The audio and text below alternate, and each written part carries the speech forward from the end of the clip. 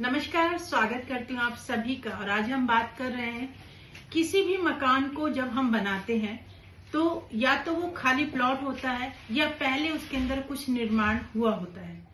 अगर कोई मकान पहले से निर्माण हो रखा है उसके अंदर, यानी आपका ही पुराना मकान है, हो सकता है आप उसके अंदर 20-25 साल रहे हो या कोई दूसरा व्यक्ति उसके अंदर रहा हो, तो वो जो मकान है उसको तुड़वाने के लिए भी क्या हमें मुहूर्त देखना चाहिए? ऐसे क्वेश्चंस हमसे कई बार पूछे जाते हैं।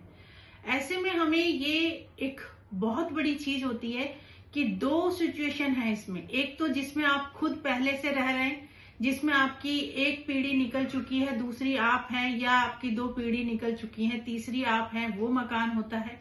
एक होता है किसी का खंडर मकान लेना। ये दोनों में स्थिति में बहुत बड़ा चेंज होता है। और दूसरा क्वेश्चन ये उठता है, क्या उस मकान की जो चीजें हैं उसका हम इस्तेमाल कर सकते हैं? ये क्वेश्चन भी होता है। इन दोनों क्वेश्चनों के आंसर तकरीबन अलग होंगे, क्योंकि क्या हम पुराने घर की चीजों को नए घर में यूज कर सकते हैं? ये क्वेश्चन एक। दूसरा, क्या तुड़वाने से पहले को मुहूर्त देखना बहुत आवश्यक है?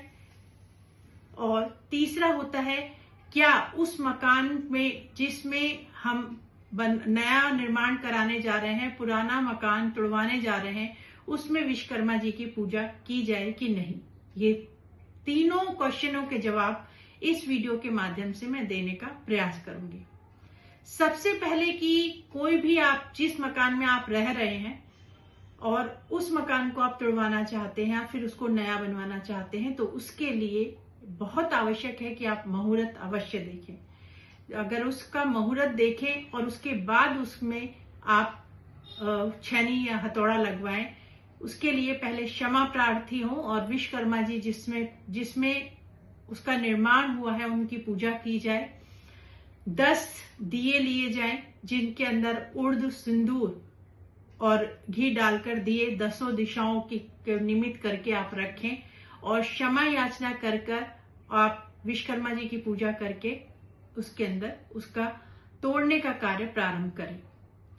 और उसके बाद आप नया निर्माण जब आप करेंगे तो वो आपकी भूमि पूजन फिर दोबारा से आपका होगा। दूसरा है कि आप जब तुड़वाने जाएं तो उस समय किन किन बातों का ध्यान रखें कि वो पंचक ना हो, पहली बात। दूसरा, राहु काल ना हो जिस समय आप हथौड़ी छेनी से उसको तोड़ने जा रहे हैं, या आपका कोई त्योहार ना हो, अक्षय तृतीया, दीपावली या कोई भी ऐसा त्योहार ना हो जो कि बड़ा त्योहार होता है, उस दिन ये कार्य ना करें।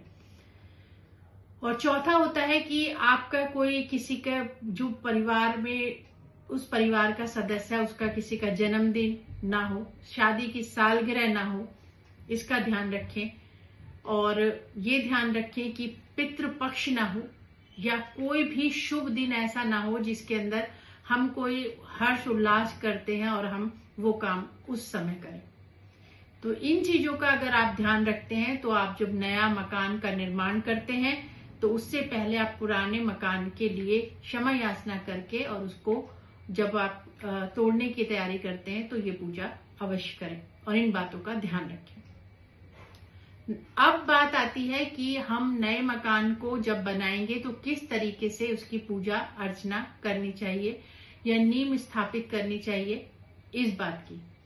और इसके बाद जो क्वेश्चन दूसरा था, क्या हम पुराने घर के सामान को नए घर में यूज कर सकते हैं कि नहीं?